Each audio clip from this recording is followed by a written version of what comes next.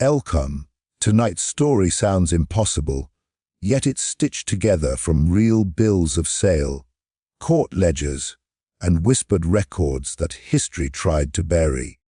This is the true and haunting account of the man who quietly purchased families to set them free, then vanished without a trace.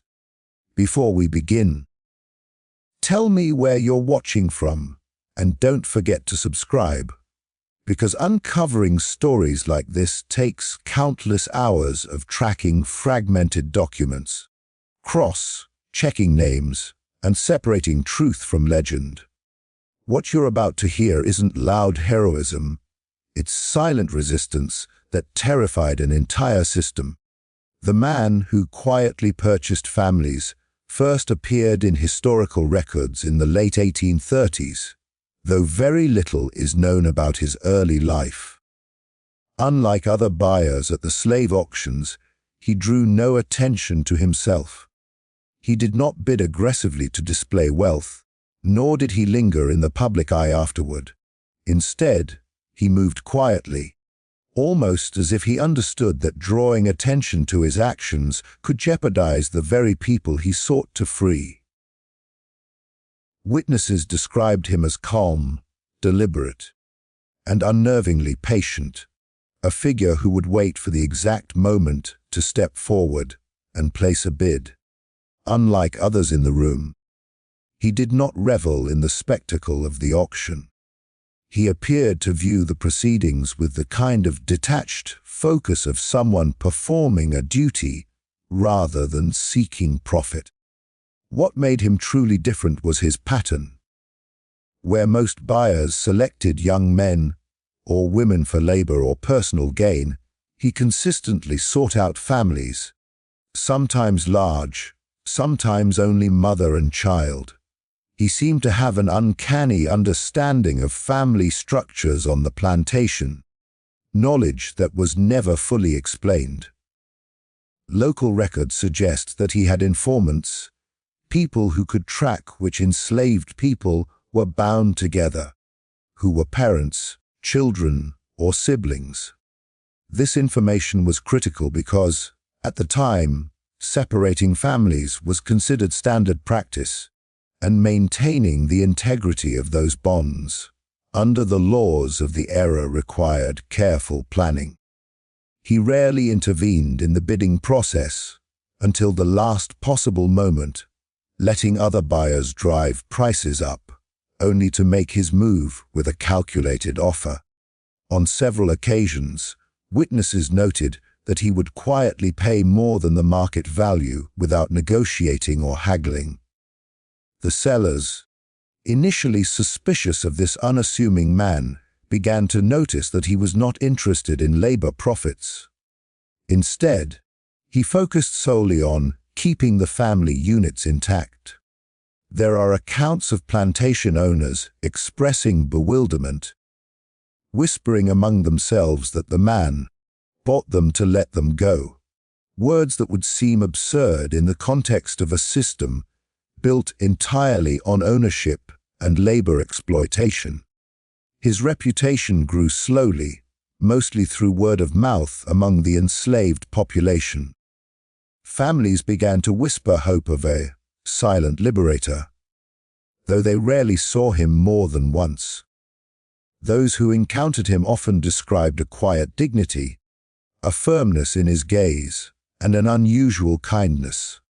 One account describes a mother clutching her infant as he approached, expecting fear or threat, only to have him hand over documents that, through legal loopholes and careful arrangements, guaranteed their freedom. His presence alone offered a fleeting sense of relief in a world defined by fear, and yet he never lingered. Historians note that his timing was precise. He often appeared when tensions on plantations were high, when auctions threatened to separate family members for labor or punishment. He seemed to know when to step in to prevent permanent fragmentation, and records suggest that his bids were never motivated by financial gain. Even after freeing individuals, He sometimes paid additional expenses for travel, lodging, or basic necessities to ensure that the families could leave safely without being tracked or forced back. In a society built on exploitation, his actions were extraordinary, almost surgical, carried out with meticulous care that suggested forethought and, possibly, prior knowledge of the risks involved. Despite the small amount of documentation that remains, the impact of his first appearances was undeniable. Families that were once at the mercy of the auction block suddenly found themselves free, intact, and able to rebuild lives that slavery had sought to destroy. Rumors of his interventions spread quickly among the enslaved population, though the man himself remained a shadow, present yet unseen, a quiet force moving against the current of oppression. Those who benefited from his actions often spoke of him with reverence and awe, though he vanished as mysteriously as he arrived, leaving behind questions that historians are still trying to answer. Who was he? How did he amass the resources and knowledge to do this? And why did he disappear without a trace, leaving freedom in his wake but no story of his own? In the end, his first appearances were not only acts of liberation, but acts of strategy. He knew the weight of attention in a society built on control, and he maneuvered in the shadows, ensuring that every move preserved life, dignity, and family. He was methodical, deliberate, and profoundly human in a system designed to strip humanity. The records, fragmented as they are, reveal a man whose quiet actions changed countless lives, but whose own story remains shrouded in mystery. A silent figure whose presence at those auctions left an imprint on history far greater than his name ever did. His unusual pattern of purchasing entire families rather than individual members quickly set him apart from every other buyer at the auctions. In the brutal world of slavery, families were considered expendable, and most buyers only sought labor, young men and women who could work the fields, mothers who could bear children, or skilled hands for domestic tasks. But this man seemed to view people differently. He understood, with a clarity that confounded many, that separating a family could destroy lives in ways that money could never repair. Instead of targeting a single person for sale, he would watch quietly, often for days, observing the family dynamics and the way members interacted with one another. He studied the subtle ties between parents and children, siblings, and sometimes even extended relatives. His attention to these details revealed a rare empathy that few in his time could comprehend. The way he acted in the auction room was deliberate and precise. Other buyers were driven by greed or competition, shouting over each other to secure their purchase. He never competed aggressively, never drew attention to himself, and never seemed to care about the price. Instead, he waited patiently, often until the last moment, to place a bid that would secure an entire family at once. On multiple occasions, witnesses recalled that plantation owners were bewildered. They had expected a single member of the family to sell for profit. Yet this man swooped in and purchased mother, father, and children together, sometimes even paying more than the standard market value. It was as if he had a different currency altogether, one measured not in dollars, but in human dignity. The logistics of such purchases were complicated. Entire families cost significantly more than individual slaves, and freeing them legally required careful manipulation of paperwork. In many cases, he arranged for the sales to be recorded in the most discreet way possible, ensuring that local authorities and plantation owners could not question his motives. He sometimes worked with sympathetic lawyers, ministers, or free black community members to navigate the legal system, creating deeds, affidavits, and contracts that officially freed the families without leaving traces that could be challenged. His understanding of both the law and the limitations of the plantation system allowed him to act with an almost surgical precision, minimizing the risk that the families would be recaptured or that he himself would be exposed. The enslaved people who witnessed his actions began to view him as more than a buyer. He became a figure of hope, almost mythical in their imaginations. Stories spread quietly from plantation to plantation. A man who would appear without warning, purchase a family, and vanish just as suddenly.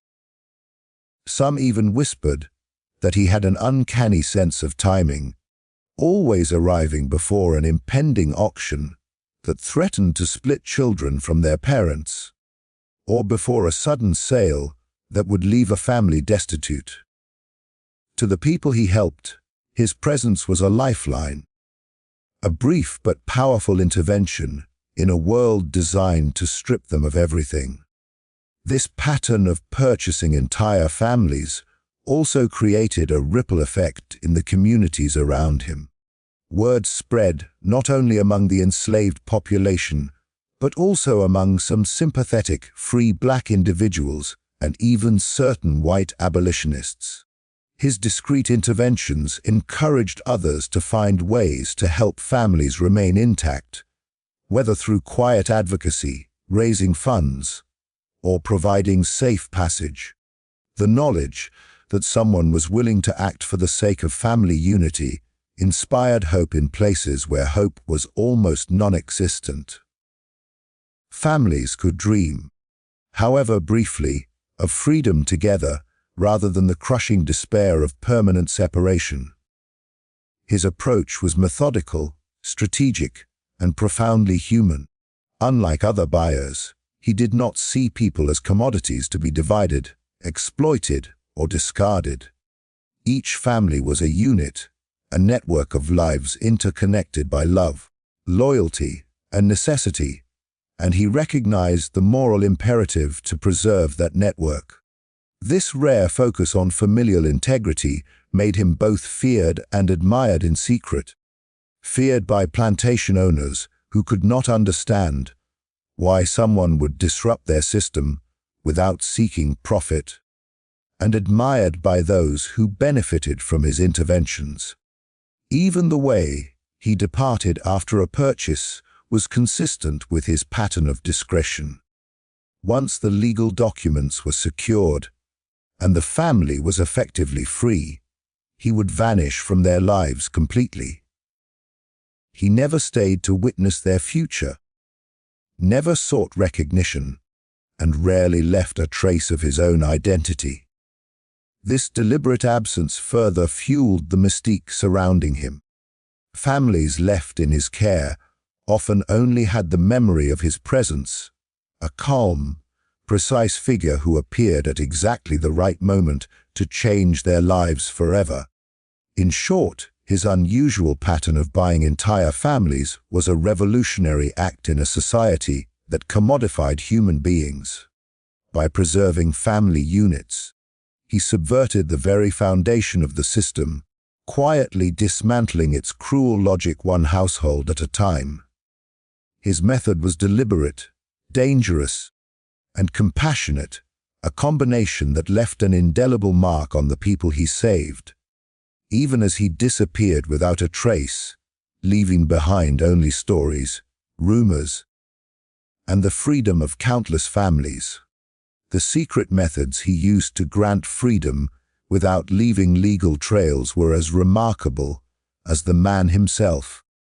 At a time when the law was designed to protect slaveholders' ownership and make manumission complicated, he found ways to operate under the radar.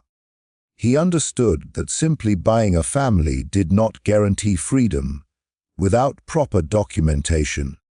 A freed person could easily be claimed by a new owner or challenged by the previous one. To avoid this, he developed a discreet system of legal maneuvers, combining knowledge of local laws, loopholes, and trusted allies who could act on his behalf. Every step he took was carefully calculated to ensure that the family he purchased would walk away legally free and physically safe, while leaving almost no trace of his involvement. One of his key strategies was to structure the purchase in stages. Rather than drawing attention by buying an entire large family outright, he would sometimes have intermediaries bid on individual family members, paying slightly higher than market value but avoiding the scrutiny of plantation owners who might question an unusual purchase. Then, once the family was under his control, he would quietly arrange deeds or affidavits that legally transferred their freedom.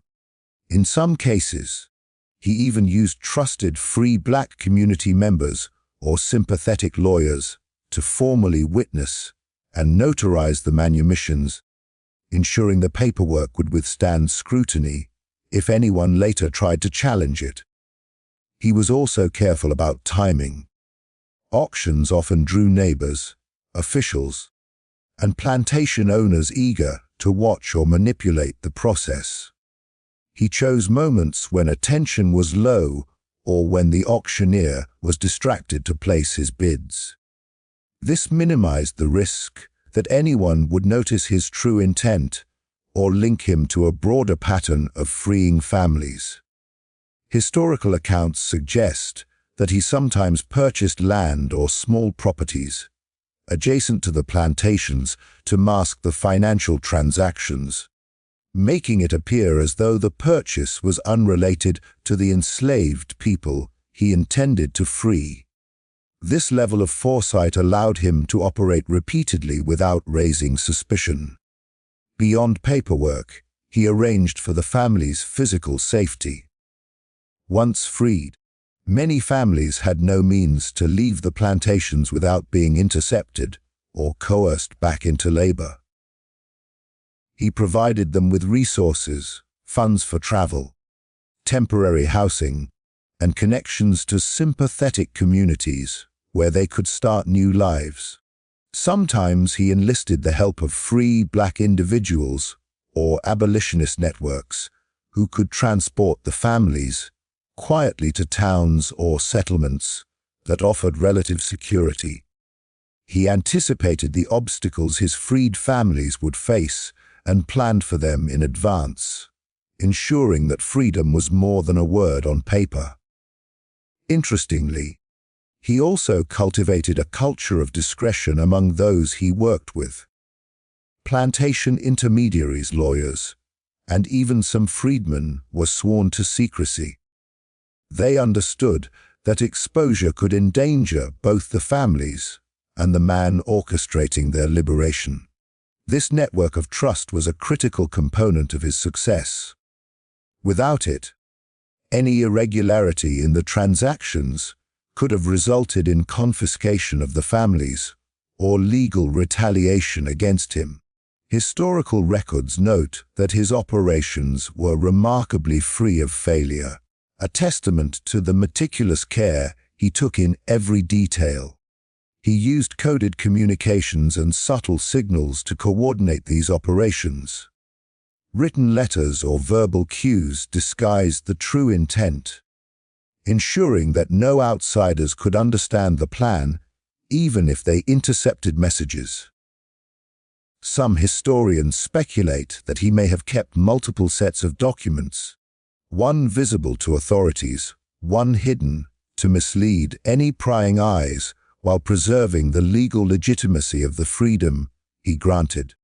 This allowed him to maintain a completely clean public record, even as he freed dozens of families over several years.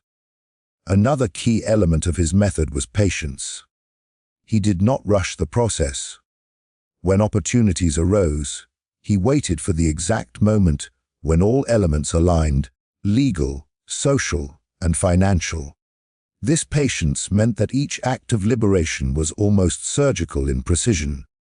Families were freed efficiently, safely, and discreetly, yet he never compromised on their welfare. He operated with a long-term vision, understanding that any misstep could undo months of careful planning or worse, put lives in danger. What made his approach extraordinary was not only the freedom he granted, but the fact that he did so repeatedly without leaving himself exposed. In a system designed to punish anyone who challenged its rules, he managed to create a method that let him act consistently, safely, and invisibly. His secretive strategy ensured that the families he purchased had a real chance at independence, while keeping him entirely untraceable. A ghost in the system who left behind liberty, but no evidence of his existence. In essence, his methods were a combination of legal acumen, strategic patience, and humanitarian foresight. By understanding the weaknesses in a system built to control and exploit, he engineered a path to freedom that was almost invisible. It was as if he moved through the shadow of the law, bending it just enough to allow others to step into the light. And in doing so, he preserved not only the lives of those he freed, but the mystery of his own life, leaving historians and descendants alike wondering who this quiet liberator truly was. The plantation owners, growing suspicion and quiet panic, became one of the most intriguing aspects of this mysterious man's story. In a society built entirely on control and profit, the sudden appearance of a buyer who repeatedly purchased entire families without clear personal gain was unprecedented, and it sent ripples of unease through the auction houses. Plantation owners were accustomed to seeing their human property as interchangeable commodities. Individuals could be sold off, split from their families, and replaced as long as labor continued. But this man disrupted that expectation. Time and again, he would swoop in at the last moment, buying parents and children together, leaving the owners not only stunned, but increasingly worried. Many began to whisper that someone had figured out how to subvert the system without consequence, and they feared that such actions might encourage resistance among other enslaved people or embolden abolitionists. Their panic was subtle at first. Plantation owners would hedge their bids, sometimes refusing to sell to him, only to find that he had prepared alternate routes to secure freedom for the families he targeted. Others tried to probe his motives, asking questions that would yield nothing. He never revealed himself or his intentions, leaving behind an air of uncertainty that unsettled even the most calculating auctioneers. There are accounts of owners pacing nervously, unable to predict when he would appear next or which families he might target. The unpredictability alone was enough to spark anxiety. A system built on predictability and control could not easily accommodate a man who operated in secrecy and with moral purpose rather than financial gain. Some plantation owners suspected he might be an abolitionist agent, though his calm, unassuming demeanor made it difficult to connect him to organized movements. Others feared that he was acting on personal vendetta, though no pattern of hatred or revenge was evident. The truth was far stranger. He did not need recognition, wealth, or retribution. His goal was singular: to keep families intact and grant them freedom. This disconnect between expected behavior and his actual actions caused suspicion to grow into paranoia. Owners began taking measures to prevent his access, holding auctions at unusual times or relocating particularly vulnerable families. But his clever use of intermediaries, quiet timing, and legal knowledge allowed him to outmaneuver them every time. The panic was further fueled by the ripple effect his actions caused. When families were freed intact, word traveled fast through the enslaved communities. Neighbors on adjacent plantations began hearing rumors of this quiet liberator, of families being removed without incident or violence. Plantation owners noticed an increase in unrest, subtle acts of defiance, small escapes, or requests for better treatment, as if the very idea of liberation, however remote, had inspired courage. They feared that the man's actions were more than isolated events. They represented a potential shift in the social order.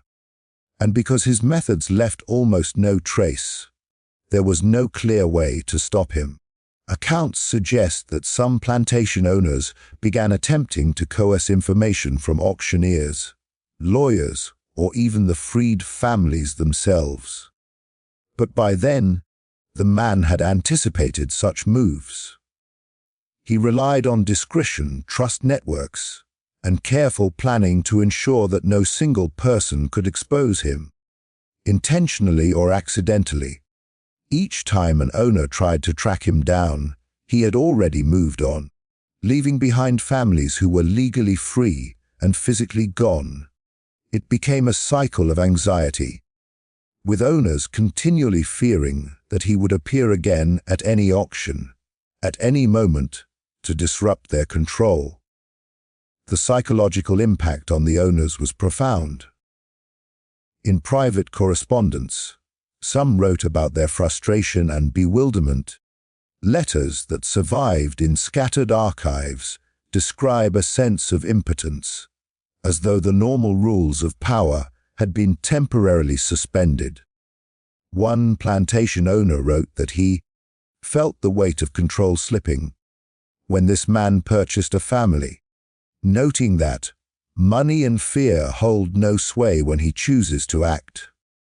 This sense of helplessness, that the system could be circumvented quietly and effectively, created a lasting unease that went beyond individual auctions and touched the broader culture of slavery in the region. Interestingly, the man's reputation as a disruptor sometimes worked in his favor. Plantation owners, already unnerved, were less willing to confront him directly or publicize his activities, fearing social ridicule or backlash if they failed to stop him. This fear allowed him to continue his work in near complete secrecy. The combination of unpredictability, moral authority, and strategic discretion created a kind of shadow power, a force that moved within the structures of slavery, yet remained entirely outside them.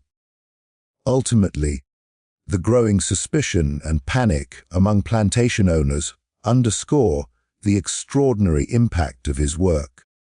He was operating not just as a buyer, but as a force that unsettled a deeply entrenched system. By quietly freeing entire families and vanishing, he forced those who relied on control to confront the limits of their authority. His actions were subtle yet revolutionary, demonstrating that one individual, armed with courage, intelligence, and careful planning, could challenge the very foundations of oppression without confrontation or fanfare. In a world designed to suppress hope, his presence alone was enough to create fear among those who thought they held all the power, and that fear became part of the legend he left behind. The sudden disappearance of the man and the missing records surrounding him is perhaps the most mysterious aspect of his story, and it has left historians and descendants alike speculating for generations. After years of quietly purchasing families and arranging their freedom with meticulous care, he seemed to vanish almost overnight. There are no birth records, no death certificates, and no accounts of him moving on to a new community. Even in court documents, auction ledgers, and plantation records, his name suddenly stops appearing. The families he freed were left with freedom and a faint memory of a stranger who had altered the course of their lives.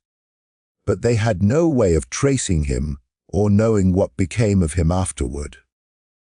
The abruptness of his disappearance added an air of legend to his deeds, making him seem less like a historical figure and more like a ghost who passed through the world with purpose and then faded entirely.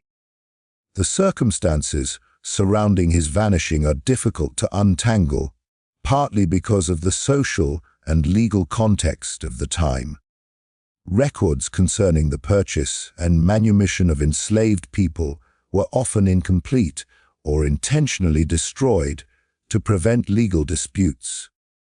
He may have deliberately engineered the lack of documentation as part of his strategy, ensuring that nothing could tie him to the freed families in a way that might provoke retaliation from slaveholders or local authorities. Some historians suggest that his disappearance was intentional, a final act of protection for the people he had saved. By leaving no trace of his movements, he ensured that no one could follow him, retaliate, or interfere with the lives of those he had liberated. In this sense, his vanishing was not an end, but the ultimate safeguard for his mission. Rumors about his fate vary widely. Some accounts suggest that he quietly moved north, blending into free black communities or abolitionist networks, where he could continue to work without fear of detection. Others believe he may have left the country entirely, relocating to areas where his skills, resources, and moral purpose could be applied in secrecy. Yet another theory posits that he may have lived under an assumed identity within his own community, maintaining a low profile so that the families he freed could thrive without risk. The absence of any verifiable evidence has allowed these stories to flourish, adding to the mythic quality of his life and work. Even more mysterious are the families themselves. While records confirm the legal manumission of some, many more exist only in fragmented accounts, oral histories, and letters passed down through generations. Descendants often speak of an unknown benefactor who appeared suddenly and ensured the family's freedom, sometimes providing guidance or resources for relocation before vanishing completely. In some cases, elders remember hearing the names of towns or safe routes, whispered by the man before he disappeared, yet no trace of him followed. The combination of legal ingenuity, careful planning, and complete absence after completing his work has left a permanent gap in the historical record, a gap that only deepens the sense of mystery surrounding his life. His disappearance also had a psychological and cultural impact on the people who survived. For the freed families, there was a mixture of relief, awe, and grief. Relief at being liberated, awe at the ingenuity and courage of a man willing to defy the system, and grief because they would never see or know him again. Stories passed down through generations often describe him as a guardian angel or a shadow of hope, someone whose presence was brief but transformative. This absence made his interventions feel miraculous, as though he existed outside the constraints of the physical world and the limitations imposed by society. In addition, the missing records and vanishing traces allowed his legacy to grow without contradiction. There were no conflicting accounts to diminish his deeds, no documented failures to undermine his reputation, and no personal writings to humanize or complicate the story. What remained was a pure narrative, a man who quietly purchased families to set them free, and then vanished, leaving behind only freedom, mystery, and inspiration. This allowed subsequent generations to frame him as a figure of moral courage, a silent disruptor of an oppressive system, and an almost mythical agent of liberation. Finally, the combination of his disappearance and the missing records highlights his extraordinary skill in navigating an extremely dangerous and rigid system. He understood both the legal and social risks inherent in freeing enslaved people, and he carefully eliminated any potential threat to himself or those he helped. By vanishing completely, he ensured that his work could continue to have a lasting impact without jeopardizing anyone, including himself. His absence became as powerful as his presence, a final, decisive act that preserved the safety, freedom, and integrity of the families he touched. In essence, the sudden disappearance and lack of documentation turned what might have been a remarkable but ordinary historical footnote into a story of legend. He became not only a liberator, but a symbol proof that one individual, acting with courage, foresight, and compassion, could alter the lives of many without ever being seen again. His vanishing serves as the ultimate testament to his careful planning, moral conviction, and commitment to freedom, leaving a legacy that continues to inspire awe and wonder to this day. The legacy left behind in freed bloodlines and unresolved questions is perhaps the most enduring and profound aspect of this mysterious man's story. Though he vanished without a trace, the families he purchased and liberated carried forward not only their freedom, but also the story of the quiet stranger who had intervened in their lives. For generations, these descendants would pass down tales of a man who appeared out of nowhere, paid off the bonds that held their ancestors in servitude, and then disappeared as silently as he had arrived. His actions created ripples that extended far beyond the immediate families, shaping communities and influencing the perceptions of freedom and hope for those who had once been enslaved. The freed bloodlines he left behind often thrived in ways that were remarkable given the era. Having been preserved as intact families, they were able to maintain connections, pass down skills, and establish social networks that provided safety, economic opportunity, and cultural continuity. Unlike so many others whose families had been shattered by the cruel realities of slavery, these families carried forward a sense of unity and resilience that was rare in the antebellum South. The man's careful attention to keeping family units together allowed them to start their lives on a foundation of stability, a gift that was both practical and deeply symbolic. Oral histories play a significant role in understanding his legacy. Stories of his interventions were recounted at gatherings, passed from parent to child, and often surrounded with reverence and awe. Elders described him not as a man, but as a force of providence, a shadow of hope that had appeared at exactly the right moment.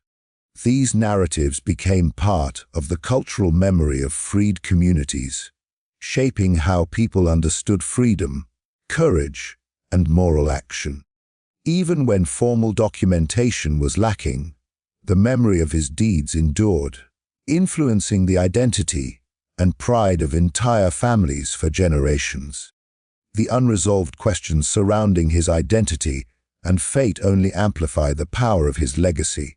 Historians, genealogists, and amateur researchers have tried for decades to uncover his name, origins, or ultimate fate, but no definitive evidence has ever been found. This absence of information has contributed to a sense of mystique, allowing the story to grow in scale and resonance. Descendants often recount a lingering feeling that the man's presence was more than physical, that he embodied the principles of justice, compassion, and cunning that allowed him to act where others could not. The mystery of his disappearance becomes part of the story itself, reinforcing the notion that his work was larger than one life, and that his legacy existed independently of his identity. Beyond individual families, his legacy also influenced broader communities. Other abolitionists and sympathetic figures reportedly took note of his methods, inspired by the idea that strategic, quiet interventions could achieve results without attracting dangerous attention. His actions demonstrated that liberation could be achieved thoughtfully and safely, even within a rigid and oppressive system. While we may never know the full extent of his influence, it is clear that his model of careful planning, empathy, and courage left a lasting impression on those who heard of him. Even today, the story carries lessons for modern audiences. It challenges assumptions about heroism, showing that transformative action does not always require public recognition or fanfare. It also underscores the value of family, unity, and moral courage in the face of systemic oppression. For descendants tracing their genealogy, the freed bloodlines serve as tangible proof of one individual's extraordinary impact, an ancestor who had the foresight, means, and moral fortitude to change the course of multiple lives. In essence, the man's legacy exists in two intertwined forms, the tangible results of his actions. In families who were freed, preserved, and able to flourish, and the intangible, haunting mystery of a life that vanished without explanation, leaving behind awe, inspiration, and enduring questions. His story demonstrates how one person's quiet, deliberate choices can ripple across generations, shaping lives long after they are gone. The freed bloodlines carry the echo of his courage, while the unresolved questions surrounding him keep his legend alive, a symbol of hope, ingenuity, and moral audacity that continues to captivate imaginations to this day.